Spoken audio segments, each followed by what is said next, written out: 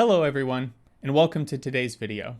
Today I wanted to discuss with you all about playing and practicing fast. Spoiler alert, it's kind of hard.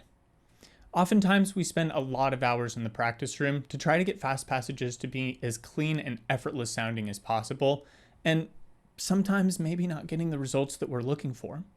Hopefully what I show you today will be able to help you structure your practice time in a more meaningful way that doesn't require you to do the same thing over and over again.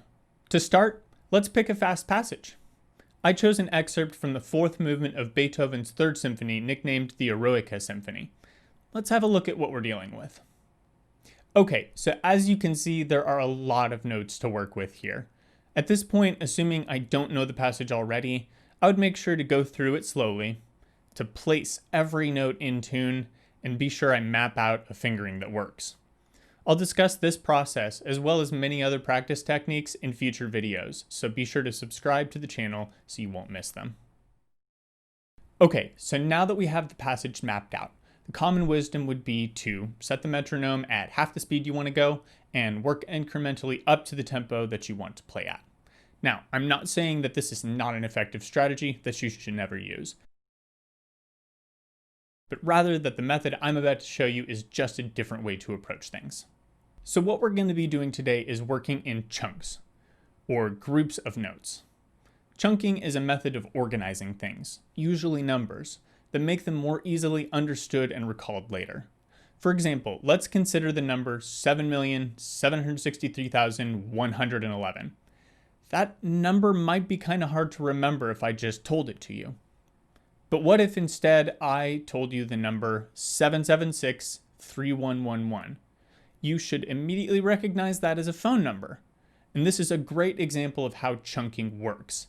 For those wondering, that was actually the number we used to call in my hometown when we wanted to know what time it was and what the temperature was and what the weather forecast was.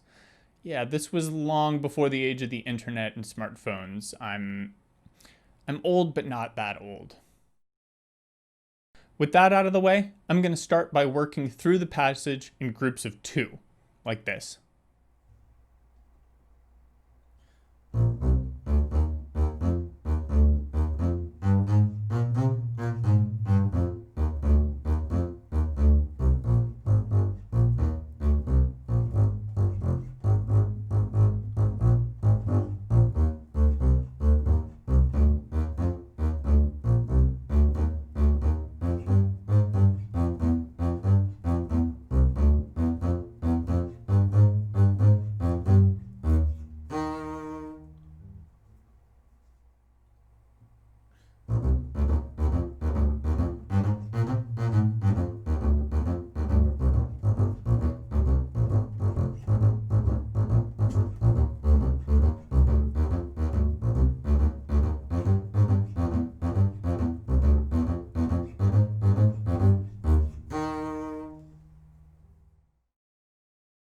Next, I'm going to play it again, still in groups of 2, but I'm going to offset it by 1 note.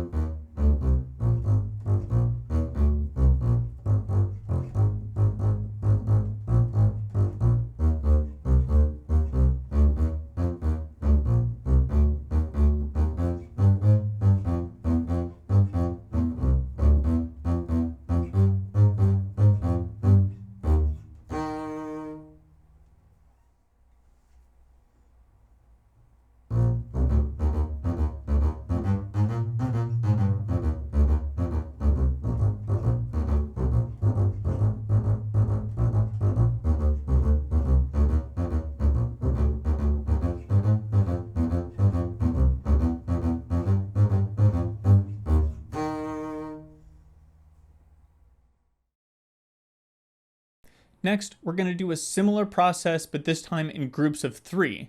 And instead of just offsetting it once, we're going to be able to offset it twice. Check it out.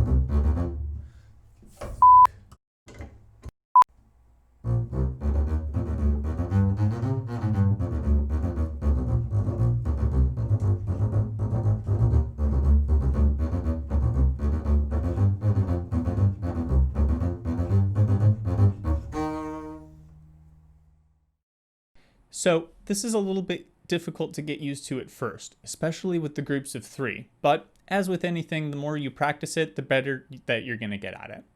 What this does is reinforces the motions your hands need to execute in small, bite-sized chunks so they can remember what to do more easily. Our hands inherently are very not smart, so our brain needs to be very specific in telling our hands what they should be doing and reinforcing it as much as possible. You're going to notice that as I got more comfortable with it, I increased the tempo to more or less what I planned to play the passage at. This makes the hands work in these smaller chunks at the faster tempo to reinforce these kinds of motions they're going to be making when we end up playing the whole thing. So once I've done the sequence of processes once, I'll try to play the passage at tempo, and if it doesn't work, then I'll repeat this process until it sounds more like the way I want it to.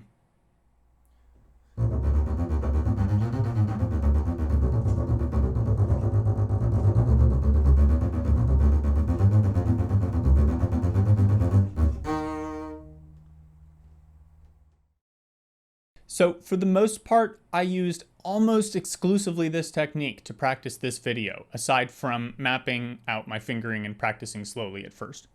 However, I'd like to emphasize that this is absolutely not a singular solution for all of your problems, but rather it's part of a balanced routine to address things from all sides.